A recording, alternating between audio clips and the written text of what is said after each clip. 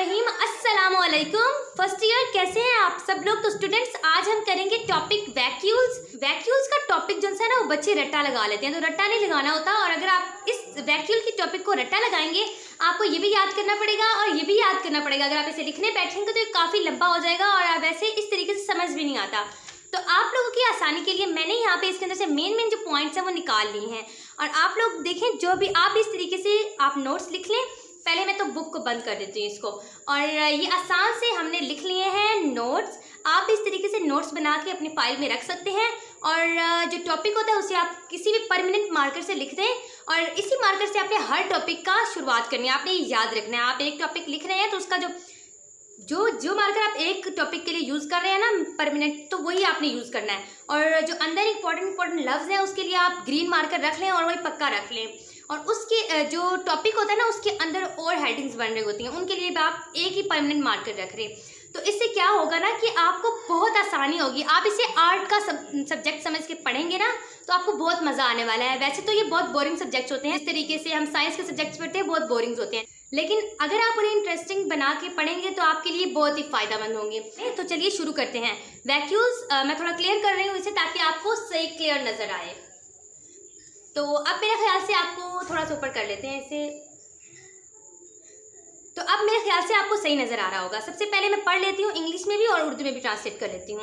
Large vesicle which originates from the endoplasmic reticulum and Golgi complex and plasma membrane. जो large vesicles होते हैं, बड़े vesicles, वो किससे बनते हैं? वो इंडोप्लाज्मिक रेटिकुलम जिसे हम ER से भी शो करते हैं उससे, और गोल्गी कॉम्प्लेक्स से और प्लाज्मा मेम्ब्रेन से बनते हैं। अब हमने इसकी क्लासिफिकेशन करनी है। Classification of vacuoles on the basis of functions.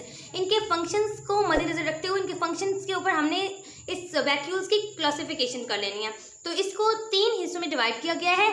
Food vacuoles होती हैं, कॉन्ट्रैक्टाइल वैक्यूल्स होती हैं और सेंट्रल वैक्यूल्स होती हैं। फूड वैक्यूल्स किस में होती हैं? It is formed bye phagocytes in animal cells. ये फैगोसाइट्स के जरिए बनती है और किसके अंदर बनती है? एनिमल सेल्स के अंदर बनती है। कॉन्ट्रैक्टाइल वैक्यूल जो है वो क्या होती है? It is present in प्रोटिस्ट्स। ये प्रोटिस्ट में प्रेजेंट होती है जो कि किंगडम्स के जरिए बनते हैं और ये पैरामीशियम से रिलेट करते होते हैं। It use to pump excess water out of the cell. Contractiles vacuole जो होते हैं ये पानी को सेल के अंदर से निकाल देते हैं, एक्सेस कर देते हैं। It also maintains the concentration of ions. ये मेंटेन करते हैं कॉन्सेंट्रेशन एओन्स की को। और इसके आगे जो है वो सेंट्रल वैक्यूल है। सेंट्रल वैक्यूल पढ़ते हैं। Plant cells have large central vacuole which is formed by coalescence of smaller vacuoles. Plant cells के सेंटर के अंदर ये बहुत बड़ी एक वैक्यूल होती है जो कि बनती है स्मॉलर वैक्यूल से, छोटे छोटे वैक्यूल से मिलकर बड़ी बनती है।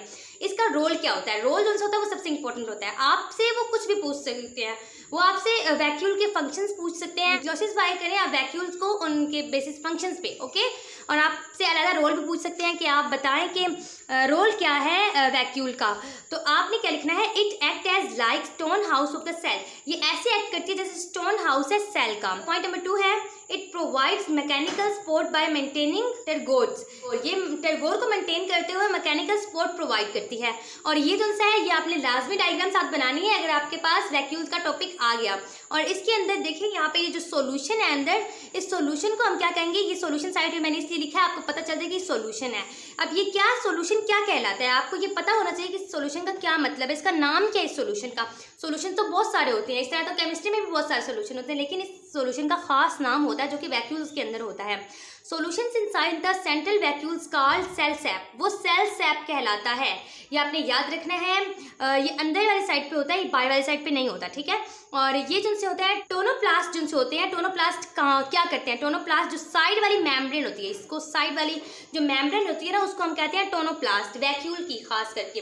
तो ये क्या होती है? Membrane separating the vacuoles from cytoplasm. Tonoplast membrane होती है जो कि अलग कर देती है वैक्यूल को साइटोप्लाज्म से। तो माय डियर स्टूडेंट्स, जो भी मेरे चैनल स्टडी टॉपर पे नए हैं तो वो जल्दी से जाके पहले मेरे चैनल को सब्सक्राइब कर दें और बेल के आइकन को भी लाजमी प्रेस कर दीजिएगा ताकि इसी तरीके से नेक्स्ट आने वाले टॉपिक्स का नोटिफिकेशन आप तक सबसे पहले पहुंच सके। तो अगर आपको मेरी वीडियो अच्छी लगे तो इसे लाइक भी कर दीजिएगा और अपनी दुआओं में मुझे भी याद रखिएगा और अपना बहुत सारा ख्याल रखिएगा।